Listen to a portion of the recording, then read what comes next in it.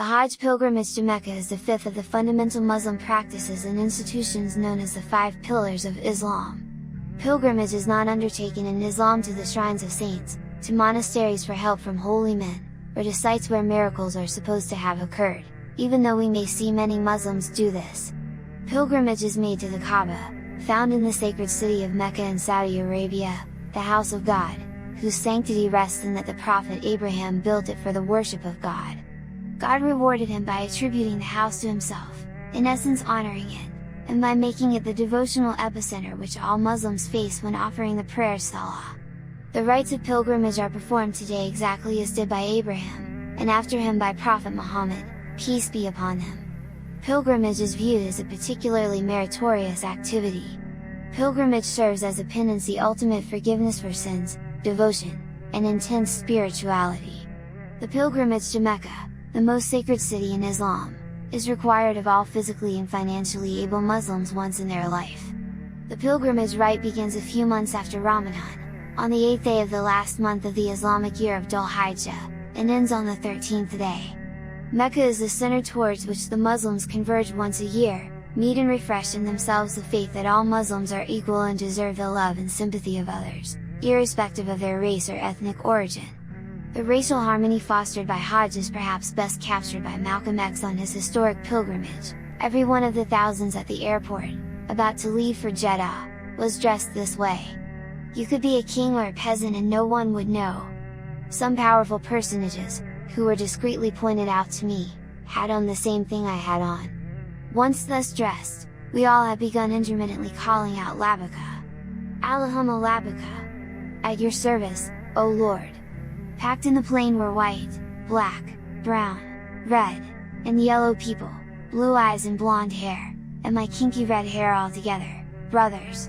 All honoring the same God, all in turn giving equal honor to each other. That is when I first began to reappraise the white man. It was when I first began to perceive that white man, as commonly used, means complexion only secondarily, primarily it described attitudes and actions. In America, white man meant specific attitudes and actions toward the black man, and toward all other non-white men. But in the Muslim world, I had seen that men with white complexions were more genuinely brotherly than anyone else had ever been. That morning was the start of a radical alteration in my whole outlook about white men. There were tens of thousands of pilgrims, from all over the world. They were of all colors, from blue-eyed blondes to black-skinned Africans. But we were all participating in the same ritual, displaying a spirit of unity and brotherhood that my experiences in America had led me to believe never could exist between the white and the non-white.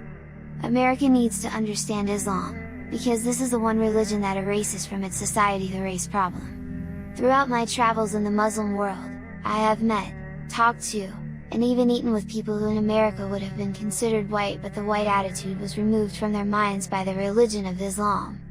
I have never before seen sincere and true brotherhood practiced by all colors together, irrespective of their color. Thus the pilgrimage unites the Muslims of the world into one international fraternity. More than 2 million persons perform the Hajj each year, and the rite serves as a unifying force in Islam by bringing followers of diverse backgrounds together in worship. In some Muslim societies, once a believer has made the pilgrimage, he is often labeled with the title Haji. This, however, is a cultural, rather than religious custom. Finally, the Hajj is a manifestation of the belief in the unity of God. All the pilgrims worship and obey the commands of the one God. At certain stations on the caravan routes to Mecca, or when the pilgrim passes a point nearest to those stations, the pilgrim enters a state of purity known as ihram.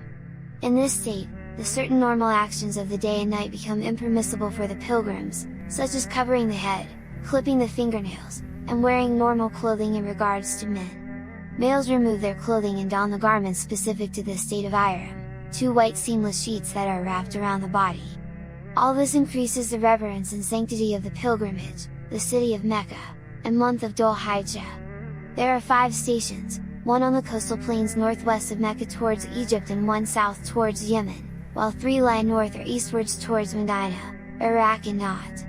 The symbol garb signifies the equality of all humanity in God's sight, and the removal of all worldly affections.